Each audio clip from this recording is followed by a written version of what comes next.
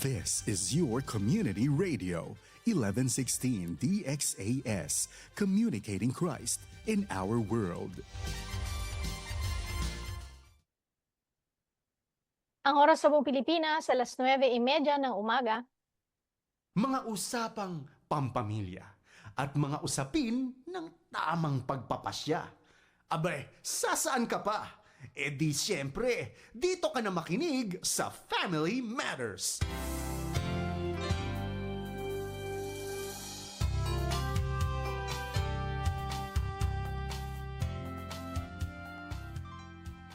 Isang mapagpalang Wednesday morning. It's a wonderful, wonderful Wednesday.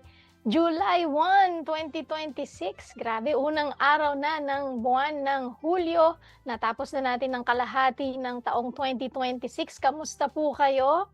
Kami po ang inyong mga kasama dito sa wonderful Wednesday edition ng Family Matters. Ako po si Dang Estrada. Yes, and ako naman si Ivea Lato, kasama nyo sa Wonderful Wednesday. Kamusta, Bea? Ivea? Ivea! Yes, pinag-uusapan namin kanina natin kung paano i-pronounce yung name ko. Yun, oo. Kasi pag nababasa nyo dyan sa FB Live natin, Y-V-E-A. Ivea po yan. Ivea. Yes. Yes, Ivea. Yes. Salamat sa mga magulang ko na pinapahirapan ako. Saan pala galing? O sige na, very quick. Saan galing ang Very Ivea? quick, because of my two aunts. Ivea Risi kasi yung pangalan ko buo, di ba? Yung isang auntie ko, gusto niya, Ivea. I think it's a famous tennis player before sa UK, parang UK name talaga siya at the dam. So, sa very niya, Ivea. Maganda yung Ivea. Pero YBEA, yung sabi ng nanay ko, mahilig kasi siya sa X and Y. Okay. Supposedly, yung pangalan ko, Zylene Jade. Yun yung dapat na pangalan. Mas mahirap. Mas mahirap, di ba? Oo. Sa X and Y. So, nangyari, naging Ivea. Yes. Okay na. Sige, okay na tayo sa Ivea. Yes, Ivea. Oo. Good morning po sa inyong lahat na nakikinig sa atin. Basilan, Sulu, Tawi-Tawi, at ang 98 barangays ng Zamboanga City. At syempre, yung mga online listeners natin na tumututok sa atin. Kung hindi man 9:30 in the morning kayo namin nakakasama, after the broadcast, maybe pagka nagwa-wind down na kayo, pagka after ng work, good day po. Yan, magandang araw sa inyo. Kasi baka good morning, good evening, at kahit anong oras kayong nakikinig. Salamat sa inyong pagsama sa atin. Kasi nga, pagka Wednesday edition ng ating Family Matters, tayo ay mga kwentuhang singles, kwentuhang professional, ayan, yung mga bagay natin to improve ourselves while you are praying for your bakit future? Future, ayan, future family. Pero diba, tayong mga single ay bahagi tayo ng mga family natin. We have our parents, our mga pamangkin, mga super titas tayo na mga pamangkin natin o kaya mga cousins and all. So tayo ay gusto natin pag Wednesday ma-improve yung ating personal, spiritual, ang ating mga competencies, kung kayo ay mga professionals, ang ating character, hindi ba? Ivea. Kailangan may pause ng konti. Ivea. Yeah. So, Bea, nagpa-poll tayo, nagpa-quick poll tayo sa ating FB page. Isang January habit na consistent pa rin sila. Kasi June na no? Halfway point. July na tayo. July na tayo. So, halfway point, di ba usually pagka January, nagsiset tayo ng mga goals. Ito. Kasi ito yung mga choices natin. A, financial saving, pati budgeting. B, pag-upskill ng ating learning. Letter C, yung mga devotional ninyo at prayer time ninyo. At D naman, aminin natin, back to zero tayo kasi parang feeling mo hindi mo nagawa yung mga goals mo the past months. So, basahin ko lang quick yung mga sagot ng ating mga listeners. So, yung iba, si Laika Bagwasan, sabi niya B. Consistent pa din siya. Ito yung mga sagot nila is consistent pa rin sila. So, B si Laika, si Si Ate Tintin dyan sa DXAS C. Wow, devotions and prayer. Consistent pa din si Ate Tintin. Si Zarina Ladja. Consistent pa rin ang kanyang upskilling. Si Dayan, ganun din. Dayan Dael, upskilling din ng skills. Si Dora, I see yung kanyang devotions and prayer time. Si Irish Ladja at saka si Reina Marie Pasensya, B din sila. Daming mga nag-upskill Very good kayo. Oh, ganun din si Dora, C din siya, devotional din niya. Si Juliana din, B naman. Si Ruby Ann Lakas de Santos Mandag, A. Aba yung A? Yung financial savings. Very good. Tapos si Abby, B. Si Abby, B yung kanya. Baka mamaya meron pa tayong mga additional na makikita sa ating mga sumagot sa poll. So, in-invite natin ng ating mga listeners to keep on answering sa ating poll. Nandyan yan sa ating FB page na 1116 DXAS. Pwede kayo mag-comment sa ating live o kaya naman doon sa post natin. Kagabi to kaya madami na tayong mga answers dyan. At samahan nyo kami sa isang oras ng kwentuhang pampamilya at i-improve ng ating mga skills, ng ating mga gustong i-improve sa ating buhay, lahat ng aspeto ng ating life. Diba? So, ikaw ba, Bea? Ano dun sa 4 na choices? Ano dun yung consistent ka pa din? Nag-gets mo ba yung choices natin? A, financial savings. B, pag-upskill ng learning. C, devotions. And D, back to zero. Or siguro merong ibang aspect na medyo back to zero tayo. Sige, ikaw, go. Wait natin lang kasi nandito pala yung tita ko from Japan. So I wanna say hi to my tita Ruby and tito Biko who's here. Anong bang bahay? Ano ba dito? Sa Zamboanga sila ngayon. Ohayo gozaimasu. Ohayo. Nandito sila because of my lola. So, hi sa family ko there, to the Coleta family. I hope they're tuning right now because I have sent them the link. Sabi ko mag-comment ako sa kanila. So, hello everyone. Hopefully okay lang si Lola din. So, yes, hi to them, all of them. Good morning sa kanila. Yes, and yung tinanong mo, I think it's B and D. No, B and C. Sorry, hindi D. B and C. BNC. Yes. So, yung upskilling at saka yung devotions. Tama ba yung devotions? Yes. Yung financial savings, gumaganon pa tayo. Okay. Very good yan. Pero at least, di ba, ang maganda doon, ina-assess natin. Kaya natin pinapa-poll, hindi para i-condemn tayo o kaya sisihin o ayan, pag-goal pa. Hindi ganon. Ang gusto natin is to assess. Yes. Diba? Para makita natin, ito pala, very good na maganda yung mga upskilling natin, yung ating devotional or yung ating financial, yung ating good. Diba? Parang ganon yung kahalagahan ng ina-assess natin siya. Tinitingnan natin, papaano natin i-improve, hindi ba?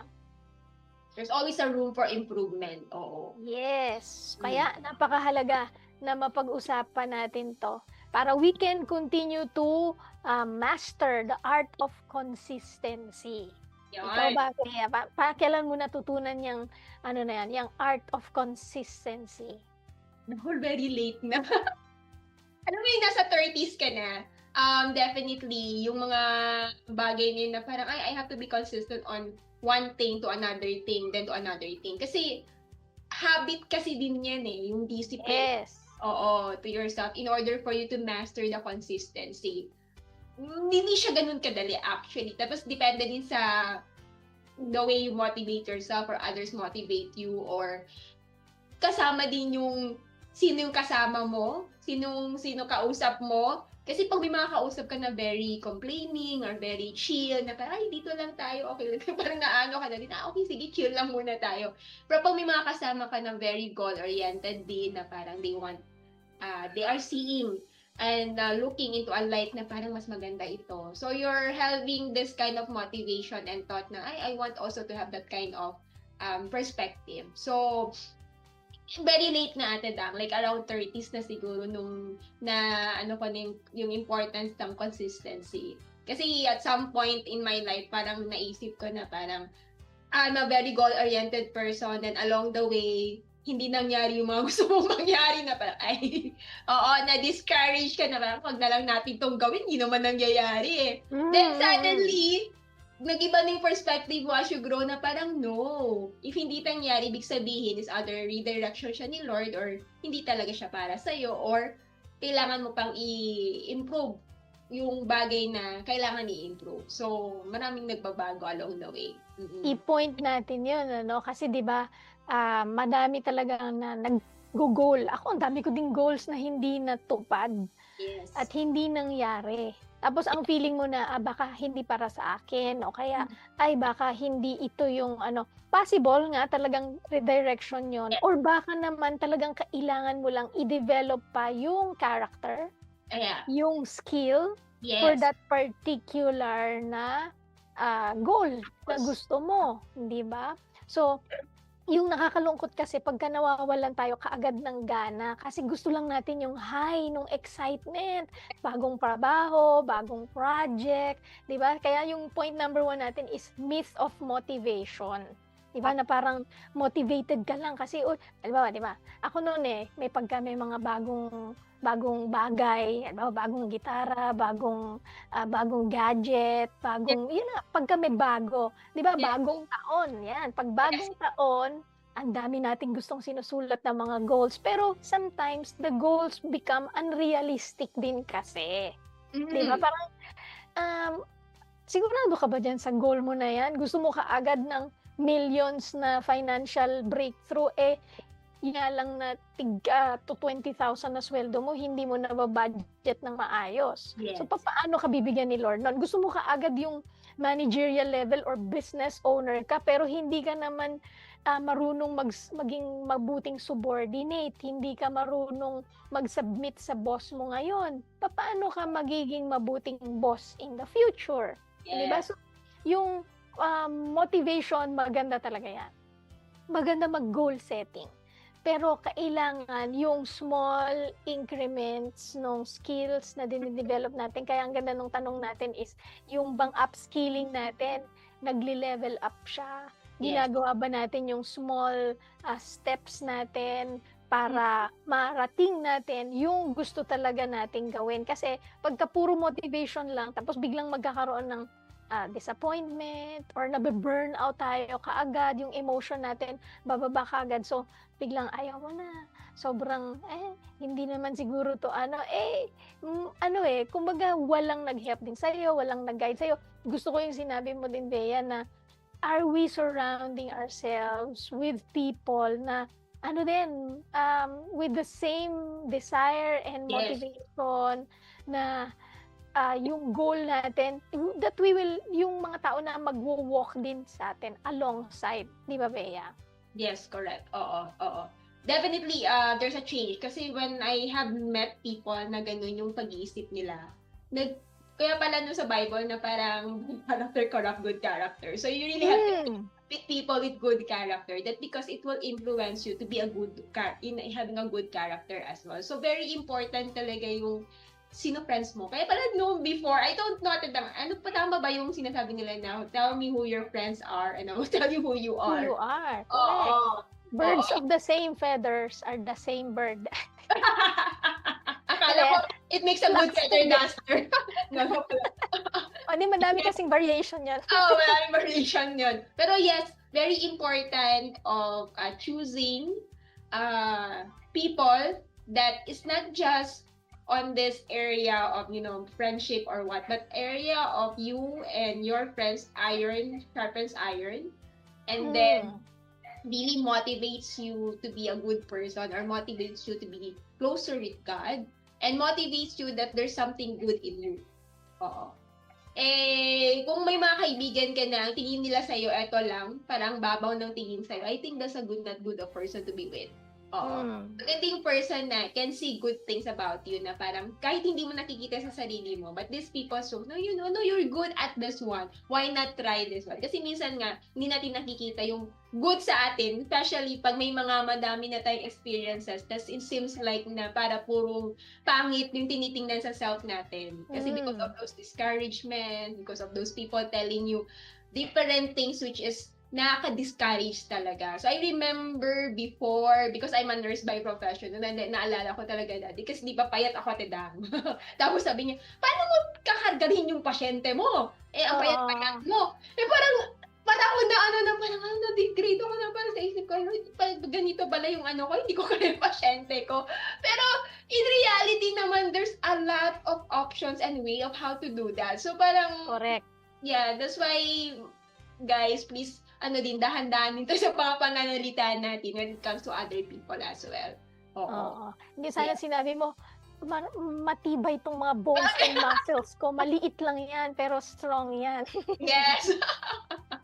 Pero mga ganung simple comments lang. Hindi mo alam paano pala it can affect others as well. Correct. Hindi natin sinasabi na mali yung motivation, Yes. Yung mag-motivate yung mga tao.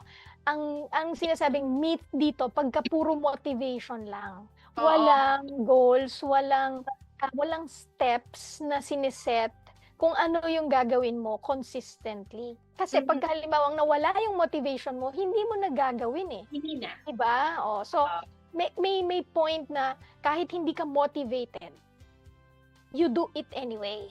Yes. Diba? Especially yung mga task na isinet sa'yo. Example, meron ako narinig na singer na, ang magaling siya, sabihin ko na, si Morissette Amon. Ang galing niyang singer, di ba? Ang lagi lang sinasabi pala sa kanya nung mas bata pa siya, every day, 2 hours of singing. Kahit anong kakantahin mo, basta kanta ng kanta, 2 hours every day, consistently. Di ba? So, kaya ngayon, ang galing niyang kumanta. Di ba? So, mga magagaling na mga athletes, every day sila nagsuswim. Yeah. Di ba? Kasi yun yung aking pangarap na maging swimmer or hindi naman maging swimmer, basta yung lumangoy lang or maging, basta yun yung gusto ko na everyday yung coach nung swimming ng kilala ko, every 4:30 in the morning, nandun na sila sa grandstand hanggang bago kasi 7 o'clock pasok ng mga bata. So, 4, 5, mga 6, tapos na sila. So, 2 hours of swimming every day. Yung ginagawa mo ba yun, Natanang? Hindi nga eh. Kaya nga eh. Di ba? So, yung gusto natin sabihin sa atin na if we want something, you do it consistently. Yes. Diba? Sabi, consistency is the key. Okay, for me, this year, di ba, financial advisor nga din ako. My year started not good. Kasi January, February, March, wala akong Pero, yung January, February, and March ko, ginawa ko siya to train myself AI. AI. Tapos nag-aral ako ng mga kailangan ko pag-aralan. Yung skills ko ba? On that end. I do it anyway. Kahit na minsan nag-post ka, walang nag-like. Kasi tinitrain ko din to ngayon eh, yung paggamit ng AI sa digital digital creation. Okay? Digital creation. Content creation. Content creation. Ayan, tama. Content creation. Na if you're building your page, if you're building your skills as a VA ba yan? Kasi nag-try din ako mag-VA eh. So, kasi that's the direction ngayon, di ba? If you are doing it kahit na walang likes, kahit na walang kasi gusto natin agad, di ba, parang mag-trend. Hindi naman ganun eh. Hindi ganon. Ang mahalaga is you do it consistently. So, magugulat na lang ako, minsan may post ako na biglang lilipad yung yung insight. Sa FB, oo. Meron naman na, wala, kahit isang linggo na, hindi talaga gumagalaw. Pero, it's not about the likes and that. It's about my skills, di ba? My consistency na dati parang ang hirap ko isipin na ang hirap naman yung everyday magpo-post. Actually, 1 post a day lang nga yung challenge pa ngayon eh, pero kailangan i-improve pa. Pero nung natutunan ko siya, consistent na ginagawa ko siya, hindi pala siya mahirap, madali lang pala siya. Kahit na in 1 minute or 3 minutes, magagawa ko yung isang post because of the technology, because of the things that I've learned January to and then eventually nagkaroon ako ng momentum April, May, June, and ending June with a good thing, and it motivates me to push forward more sa next 6 months. Di ba? So, ganun po yung encouragement namin sa inyo. Na yes, ano yun, kumbaga, gamitin mo yung motivation mo ngayon. Pero pag nawala yung motivation, do it anyway. Be consistent. So kung ano man yung goal nyo, halimbawa yung goal nyo nga is yung finances nyo, or yung skills nyo, or yung inyong spiritual walk, or ano yung healthy lifestyle, hindi ba? So, iyan pa yung isang bagay na, ayan, actually that's my zero. Let's restart. Let's Zero. restart. Kasi kailangan Oo. magbalik tayo sa walking to be consistent na paggising pa lang, at least mag-stretching ka na. Especially tumatanda na tayo, nasa 46, 47 na tayo. Di ba kung gusto natin maging healthy in the next 20 years pa hanggang 60, 70, 80, di ba? Kailangan ngayon consistent tayo. O, di ba? Ikaw, Ivea, ano yung mga thoughts mo pa dito sa point natin bago tayo pumunta sa second point? Yung ano nga, yung do it anyway, 'di ba? Yung parang in spite of nakakatamad, in spite of parang walang nangyayari, because sometimes if you're a person who is a result oriented and you want a result right away, this is parang sa'yo, parang this is not happening, it's not working. It's not working. But yeah, this is like an encouragement that there is a result after it. After sa mga bagay na ginagawa, which is ngayon hindi mo makikita, but in a while, katulad nga sa'yo, Ate Dang, di ba?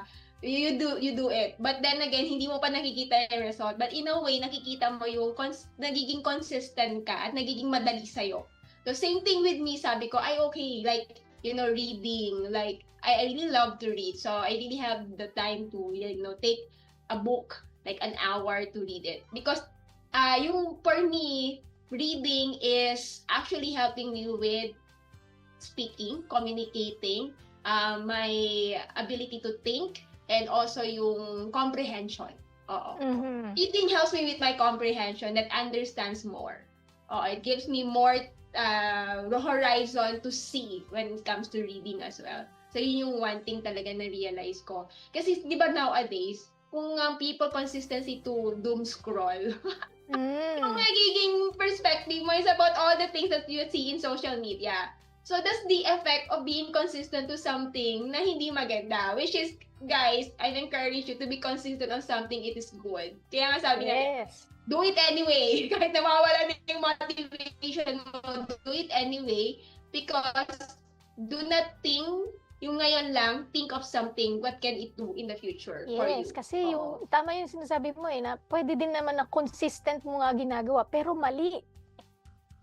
Diba? So, maling practice, ang result, bad din yung result. Pero kung tama yung practice, tama yung character na dinidevelop natin, ang magiging bunga din niya, maganda din. So, kaya, bilib ako sa mga yung mga musicians na everyday talaga nag-aaral, nagpa-practice, mga sports people na everyday yun yung ginagawa nila. So, the more we do something, the more we practice, diba? Sa akin, practice makes perfect, sabi nila. Practice permanent. Kaya dapat right practice makes permanent, diba? So, mas nagiging second nature mo na yung pagkanta, yung pagtugtog instrumento, yung ginagawa mo, yung trabaho mo, kung speaker ka, mas lalo kang humuhusay magsalita.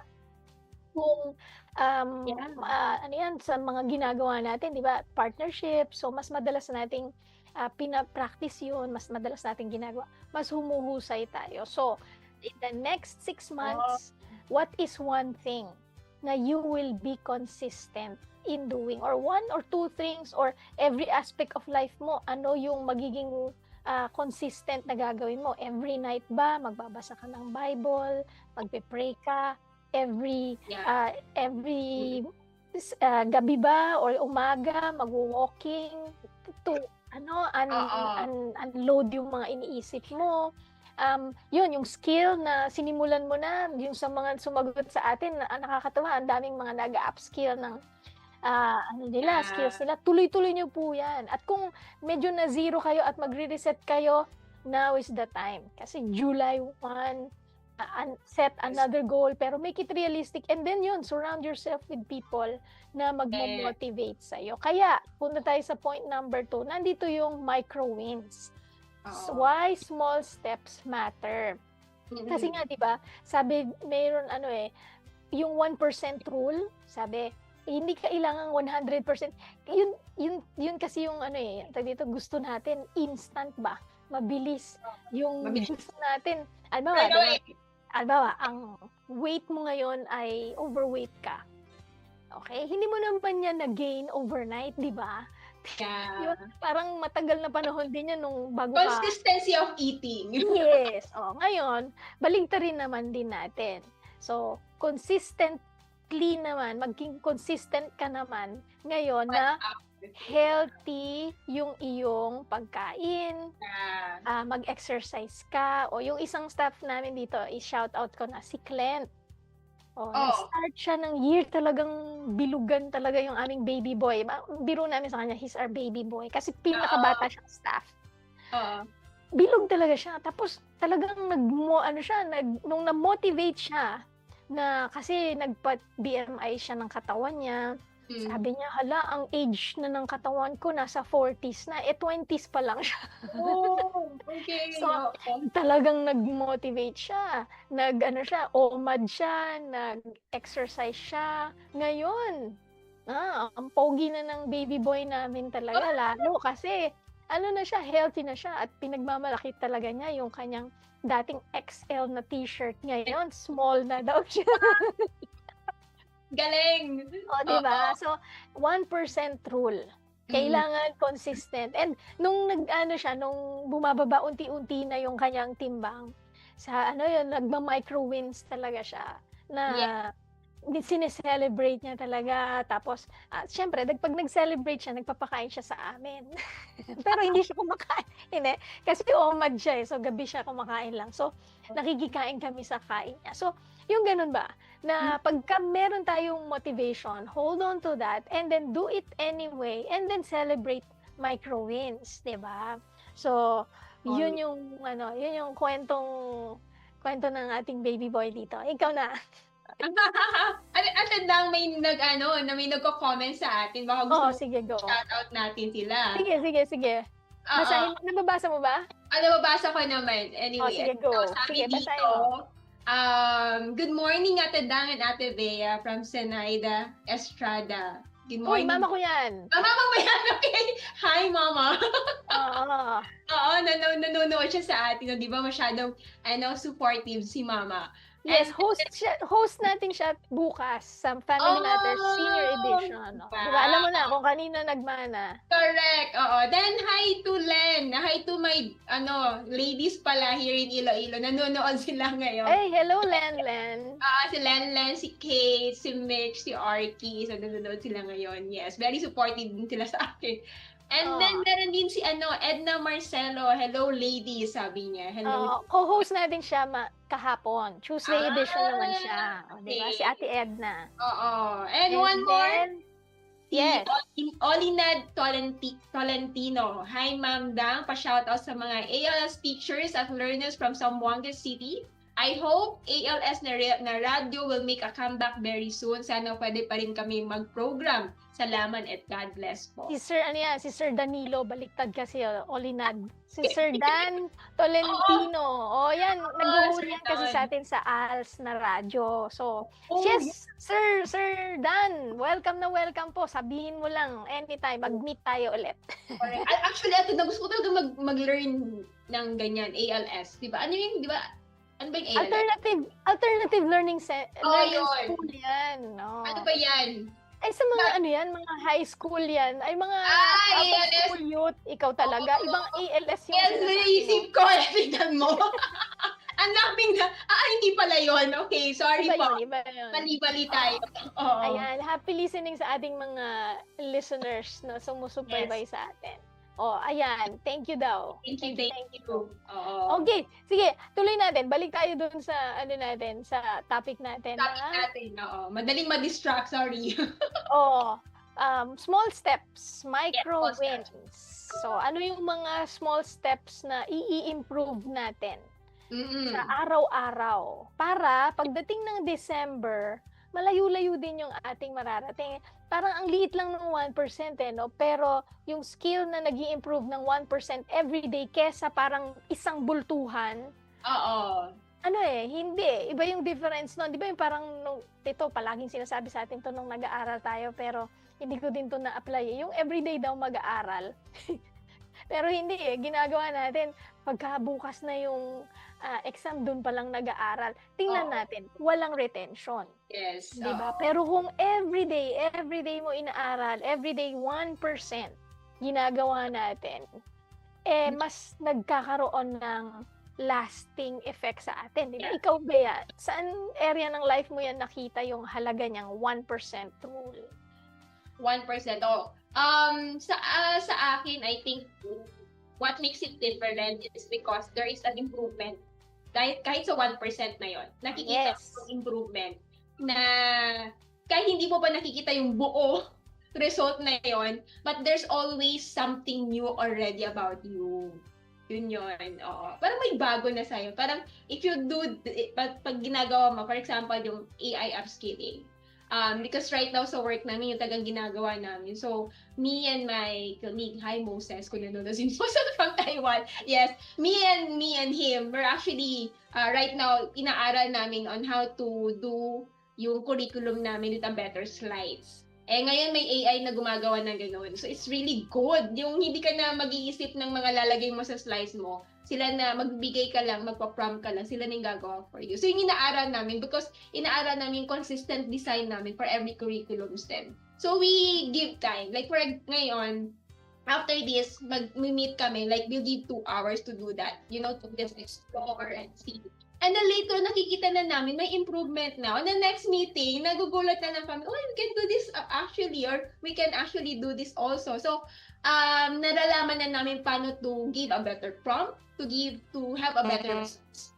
So, yun siya. That 1%, kala nyo walang nangyayari, but if you're gonna look at it, meron siya. So, yun yung encouragement. Yes. There is a change. Oo. Correct. At yun na nga, ang study, if you will not learn AI today, nako, maiiwanan na tayo. Kasi ang bilis. Nung una kong narinig yung AI, yung nag-graduate, hindi naman na unang narinig, yung unang na-encourage talaga ako to use it, yung nag-graduate ako sa APIS, 2024. And then, 2026, iba na. Kumbaga, parang, ang bilis ng change. Kaya pagka hindi tayo natutunan, hindi tayo makakasabay in the next 3, 4, 5 years. So yun yung, if one thing na i-upskill nyo po, mga professionals na nakikinig sa atin, yan na yun. Isa yan. Yes. Okay, nako, 10:03 in the morning, Ibea. Mag-break lang tayo sandali. Sa ating pagbabalik, pag-uusapan natin yung ating last point and hopefully yung encouragement natin sa ating mga listeners. So wag po kayong aalis, magbabalik ang Family Matters dito lang sa 1116 DXAS, your community radio.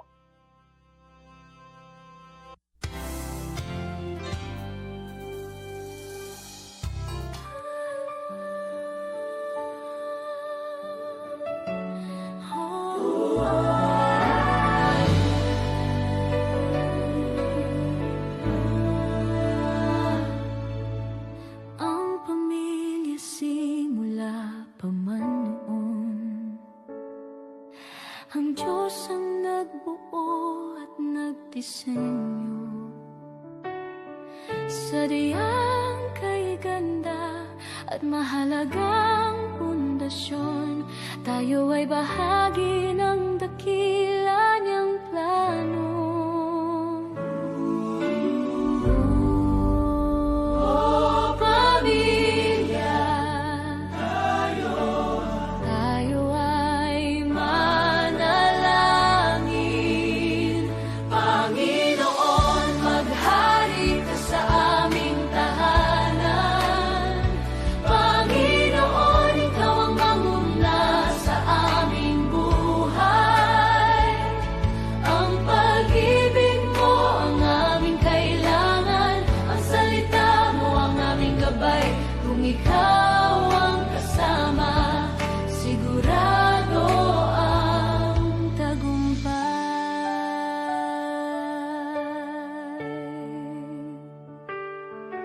Sa gitna ng pagod at ingay ng mundo, may isang silungan na laging totoo. Hindi man perpekto at minsan hindi nagkakasundo, babalik at babalik pa rin sa'yo.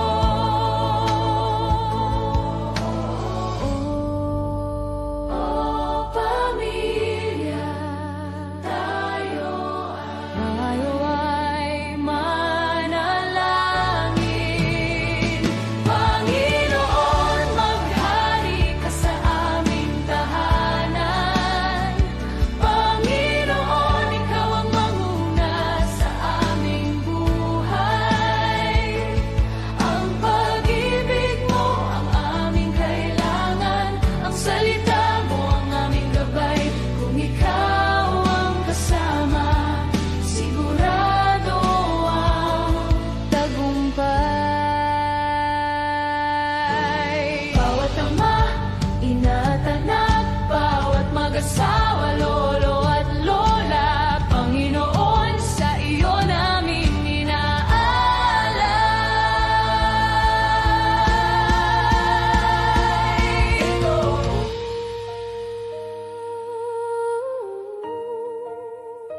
Ito ang aming panalangin, kami ay iyong dinggin. Panginoon, maghari ka sa aming tahanan. Panginoon, ikaw ang manguna sa aming buhay. Ang pag-ibig mo ang aming kailangan. Ang salita mo ang aming gabay. Kung ikaw ang kasama, sigurado ang tagumpay. Maghari ka sa aming tahanan. Panginoon, mamuna sa aming buhay. Ang pag-ibig mo ang aming kailangan. Ang salita mo ang aming gabay. Kung ikaw ang kasama, sigurado ang tagumpay. Panginoon, maghari ka sa bawat pamilya. Panginoon, maghari ka sa aming pamilya.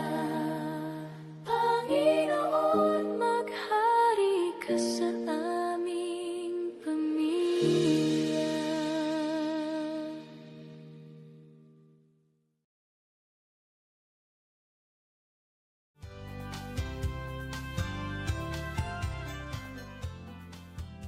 Kayo pa rin ay nakikinig dito sa 1116 DXAS, your community radio. Ang DXAS po ay isa lamang sa mga himpilan ng Far East Broadcasting Company at kasapi sa kapisanan ng mga broadcaster ng Pilipinas.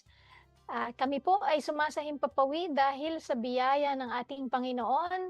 Tayo ay isang non-profit, non-commercial at donor-based na radio station at dahil sa inyong partnership, tayo po ay nagpapatuloy. Kaya kung nais nyo pong maging bahagi ng ating radio ministry, mag-message or mag-donate po kayo, mag-send ng inyong donation sa ating GCash account or sa ating BPI account.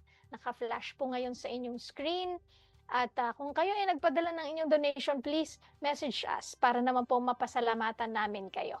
Salamat sa inyong partnership and God bless. Ayan, Bea, tuloy-tuloy natin ito dahil napakaganda na parang parang pagka mid-year, ito 'di ba may mga sa mga office natin may mga mid-year planning, mid-year evaluation assessment. So, July, parang magandang reset din siya. Huwag po kayong ma-discourage kung reset to back to zero. A good day to start is always today. Yes. Diba? Kung may mga naging setbacks in the past 6 months, kailangan yan, learn from that, evaluate, assess, and then ano yung mga ginawa mo din na, kasi for sure meron ka din namang mga small wins, di ba? Yes. in the past months. So celebrate that and then take that as a motivation to move forward. Ano ba yung mga ginawa ko na good the past 6 months? And I will continue doing it. Parang ganun nga eh. Stop doing. Ano yung mga isi-stop ko na gagawin kasi bad habits yun. Ano yung mga bagay na I will start doing kasi ito sinulat ko to nung start of the year. Pero alam kong mabuti to para sa akin. I need to start it. And then ano yung mga ginagawa ko na maganda that I will continue doing. Diba?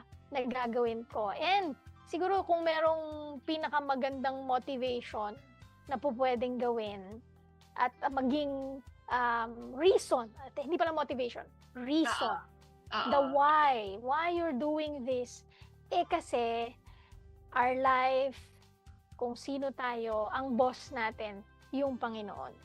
Diba?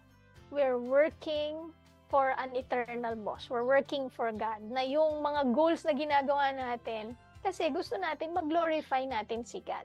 Diba? So, ikaw ba, Bea, paano nagbabago yung pananaw mo kapag ganun yung mindset na, well, I'm doing this for the Lord, not just for me, not just for my goals, not just for my ambition, not just, di ba? Pagka ang nakikita mo na ginagawa mo yung bagay na ginagawa mo para sa Panginoon. Yes. That changed a lot. Kung yun yung way of your thinking regarding that everything that you do is for the glory of the Lord. It changed a lot. The way you see yourself and the way you see your others and the way you do your thing as well. So, kumbaga before, parang napaka-perfectionist ko na in a way, pag hindi ko nagawa, yung condemnation yung nangyayari at parang bakit ang stupid mo? Bakit ito wala ka na talagang anything na mararating? Or dito ka na lang talaga. So, doon nawawala na yung motivation mo. So, wala ka ng something for you to move forward with. But if you have this something in your mind that no, the Lord gave me a purpose. I am created in the image of Him. My identity is in Him. And I know for myself who I am. And even though may mga failures along the way, it's something for me to look at and to be better. So yun na nag-iiba na yung perspective. It's because yung purpose mo of who you are on this earth, na di ba, why am I doing this is because not just to bring glory to God, but because of what Jesus did for me. Yun yung lagi kong inaano na, the Lord has sacrificed His life for me. Oo. And the way I show that love to the Lord is what He wants me to do. To bring that glory to Him, to be a witness of His love, a witness of His grace, a witness of what He did for me. So that I can give that overflow to others as well. But kumbaga, yung work that you do right now, and being an improved person, is not just something about yourself. It's actually also for other people to be a blessing to them as well. Yung mga upskillings na ginagawa mo, is for you also to be a blessing to others as well. Na you're doing your upskilling, but you can also bless others by teaching them as well, to upskill as well, and to motivate them others. Oo, yun yung atadang. Yun yung parang, okay, it's not just about me. Oo. Yes. Di ba? Pagka nakikita mo na humuhusay ka sa ginagawa mo, nagiging inspiration ka sa ibang tao. Yes. Na tuturuan natin sila na ikaw din, kaya mo din yan. Yes. Di ba? O, tapos, pagka ginagawa natin ng best natin sa trabaho natin, imposible hindi mapapansin ng boss or ng ibang tao, uy, ang husay mo naman, ang galing mo. O, di ba? Nagiging platform siya to testify. O, kasi, ginagawa ko to kasi gusto ko talaga ibigay yung best para kay God. Yes. Diba? So, talaga, alam mo yun, nagkakaroon ng intriga. Yan yung naiintriga sila sa ano yung motivation mo, bakit ganyan ka, or pag may setback, ano yung naging reaction natin. Magugulat sila. Parang hindi ka man naapektuhan nung mga goals na hindi natin naabot sa may mga quota minsan sa mga work, pero siya hindi siya discouraged. All the more na motivate. So, it's a platform No, it's a way for you to encourage and motivate them, and makikita nila na hindi ka masa-stop nung mga discouragements, and all the more na you will give glory to God dun sa mga ginagawa mo. And one verse na mariremind tayo din is, let us not be weary in doing good, for at the proper time we will reap a harvest if we do not give up. So yung ating encouragement, do not give up. Mid-year, madaming mga challenges in the past months. Keep going. Keep yung progress mo. I-track mo siya. Tuloy-tuloy mo lang yan kung nagsisimula pa rin yung upskilling mo. Kasi talagang hindi agad minsan makikita yung result. Yes. Sometimes, di ba, pag nagkukwento na tayo, ang nakukwento na natin yung success eh. Di ba? Pala, minsan may mga post na hit my goal or ganyan, or pumayat ka na nga kasi nag-diet ka. Very Yun ay visible. nakita. Visible. Oo. Yun ay nakikita. Pero yung months ng hard work, disappointments, sleepless nights, di ba? Pag may mga nagpo-post na dyan na pumasa sila sa exam nila, hindi yun overnight. So, dapat we will really celebrate yung hard work. We celebrate the times na you don't feel like it, pero you did it anyway. Yes. Kaya, eto, merong resulta. Merong magandang harvest. Kasi nga, naging consistent ka. Pinagpatuloy mo kahit pagod na pagod. Kaya do not become weary in doing good. Do not become weary in your diet. Do not become weary in doing the menial task na parang paulit-ulit na lang to. Parang nakakapagod na, parang nakakabobo. Minsan yung feeling mo nakakabobo naman to, paulit-ulit na. Pero ang totoo, tumatalino ka. Kasi paulit-ulit mo siyang ginagawa, yung lahat ng sistema mo nagiging excelente dun sa ginagawa mo. Hindi mo napapansin, pero yung sinasabi mo na yung ibang tao yung mas nakakapansin, parang may iba sa'yo, bakit parang may glow, parang mas humusay ka ng magsalita, parang humusay ka na sa mga ginagawa mo, kasi nga, paulit-ulit diba? Paulit-ulit, consistent mo siya na ginagawa, diba? Yes. You gain confidence in the end. Yes. Na parang, madali lang pala ito. So, the next time you do it is already okay. So, it's time for you to update and to upgrade again. So, yung maganda sa learning kasi, hindi tayo stuck dito lang. But you can upgrade and update. Parang computer na kailangan upgrade sa update. Diba? Yung computer nga, upgrade ng upgrade pati yung mga cellphone natin. Kasi bumabagal siya. Hindi ba? So, ganun din tayo. Pagka feeling natin bumabagal na tayo, o kaya parang, ako kasi, isa sa strengths ko yan. If familiar ka dun sa Strengths Finder. Yes, Strengths Finder, yes. Oh yeah, so sa Strengths Finder, number 2 ko yung learner.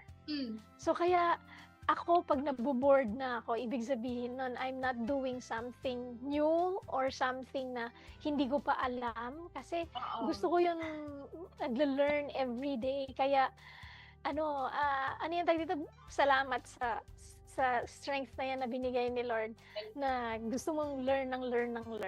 And dapat ganun din I mean, kahit hindi mo siya strength, gawin mo siyang motivation na today, I need to learn something new. Or for the next 3 months or 6 months, I will learn something new.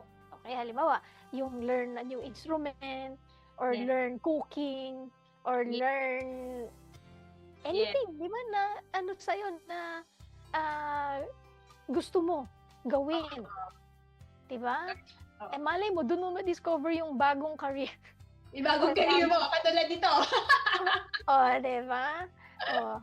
So, ako ang dami ko nang ini-invite pero minsan nauunahan ng hiya. Pero di ba, pagka sinubukan mo yung isang bagay na hindi ka nagpapigil sa takot Huwag ka magpapigil sa hiya, huwag ka magpapigil sa discouragement ng ibang tao, or baka dati na-try mo na tapos hindi nag-workout, Yes. malay mo, nung time na yun, hindi pa. Yes. Try mo ulit. Yes. Try ulit. Try mo ulit. Dapat mo mag-try ulit. Try again. Diba? Try So, again. yan. Kaya, Okay. parang ano, sige, go. Sabihin na ako. Diba parang love life ba yan? Na-try ulit. Pwede din. Pwede din. Pero ngayon, Pwede ano na, mas, ano na, with God. Mas naging mature ka naman eh. Oo. So, ayan, ang ating challenge ngayon bago mag-pray si Ivea, Yes. be consistent. Be consistent kung financial planning yan, budgeting, be consistent. Kahit yan kahit dyan sa finances natin, di ba? Kahit na sabi mo, ang liit lang naman. Di ba, nauso yung mga 20 challenge, 20 pesos challenge lang. 20 pesos every day. Mas daig nung consistent yung biglaan. Yeah. Mas daig talaga nun. So, kung 20 pesos kaya, go. Tapos eventually, kasi mas mamomotivate ka. So, ngayon, naging 100 na, 500. Basta consistent. Pati sa skills natin, ganun din. Be consistent in your upskilling.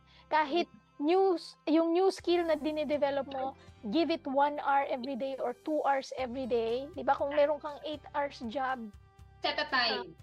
set a time at the end of the day, 6 to 7 ba yan? 6 to 8. Yun lang yung gagawin mo. Focus na learning. Tapos, consistent sa personal devotion and personal time with the Lord. Kasi yan ang foundation Very natin. important. That will really make us strong. May additional tayo doon. Be consistent in your health, sa pag-aalaga ng health. Yes. Diba? Kung exercise yan or eating healthy, be consistent na hindi na mag-soft drinks. Ayan. Be consistent na hindi na mahirap. Ang hirap talaga sa akin yung french fries. Ang hirap tanggihan. Okay naman once in a while. Ito na. Gulay naman daw yun. Oo. Hindi, mali. Mali pa rin. Excuses. Excuses. Oh, but it's Oh, not ayan. good for you yan. Diyan tayo natatalo yung mga excuses natin. O sige, yan ang mga reminder natin. Baka bago ka mag-pray, meron ka pang additional encouragement, and then let's pray. I think the encouragement is don't be too hard to yourself. Yun din. Every day is a new day, is a new morning, and every day God is faithful to have a change in your life. And one more thing talaga is to really have to be a consistent devotional time with God. Go to your first love. Na He who first love us talaga. Kasi one thing din na-realize ko is that you have to have love in what you are doing. Kasi minsan pag ayaw mo, nahihirapan ka talaga. So you have to really ask yung love kay Lord na, Lord, when I do this thing, give me love to do it. Like, give me love to read, give me love to learn, give me love to be within a community, give me love. Kasi di ba pag mahal natin, yung mga mag-boyfriend, pag mahal, I will do everything for you. Yung mga ganon, di ba tipo? Pero ngayon, in a good way na parang, if you have this love, and you will be motivated because you love what you are doing. And it seems that there's something for you to be a better person. Kasi you love yourself din. Kasi when you love yourself, you want to be better as well. So yun, I think, one foundation talaga is the love that comes from the Lord. Yun. Pagmamahal. Oo, pagmamahal talaga. Yun. And love is a decision. Yes. So, decide to love. Decide. Choose. Itong work ko ngayon, blessing to ni Lord, so I will do my very best to Oo. be able to give my excellence. So, di ba? Ay, ano tayo? Last na. Happy listening kay Mami Becky Santos. So, ayan. Tsaka sa aking tita Trining Samia. If you will remember yung prayer for Mishka, yung pamangkin ko to, inooperahan kasi siya. Okay. So, yan. Sige, pray tayo. Okay. Let's pray. Lord, we are thankful for today. Thank you, God, that you are a God who changes us, who are a God who is faithful to give us new things, and that we can see ahead, Lord, na hindi kami ma-discourage, but you are the one giving us encouragement that we can be a better person and we can learn new things. And Lord, if we need wisdom, we can ask from you, that in every learning that we're going to do, we ask wisdom from you, God. And thank you, Lord, that your faithfulness is new every morning. You love us every day. So we ask, Lord God, for the people who are listening right now to have a refreshed love, a new love in their heart that comes from you. At the same time, God, that they will have a perspective, that they will see that they can be a better person, that you made them, you created them, you designed them, God, to be fearfully and wonderfully made, for them to be a blessing and to have an overflow for others as well. So Lord, we continue to bless the people who are listening right now, and we continue, Lord, to ask for your goodness and graciousness sa kanila, Lord God. In everything that they do, Lord God, bless the work of their hands, God. And truly, we are grateful, Lord God, for who you are. In Jesus' name we pray. Amen. Amen and amen. Maraming salamat, Bea, sa pagsama every Wednesday. Every At Wednesday. salamat din sa ating radio technician, si Kuya Rolando Alfonso. At salamat sa lahat ng ating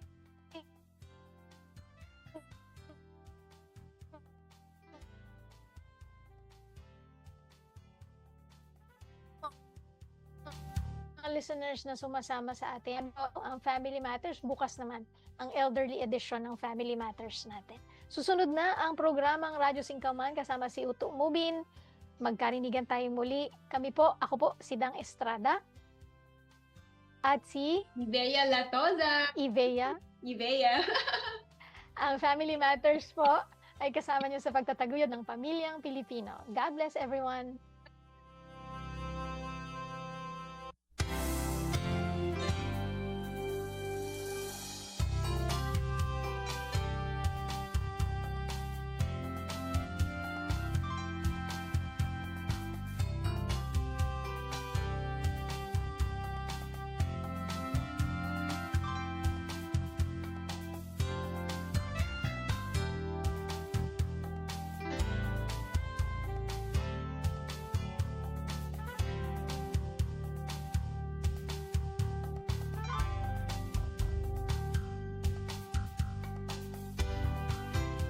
This is Scoop Walker and Grill 'em for God.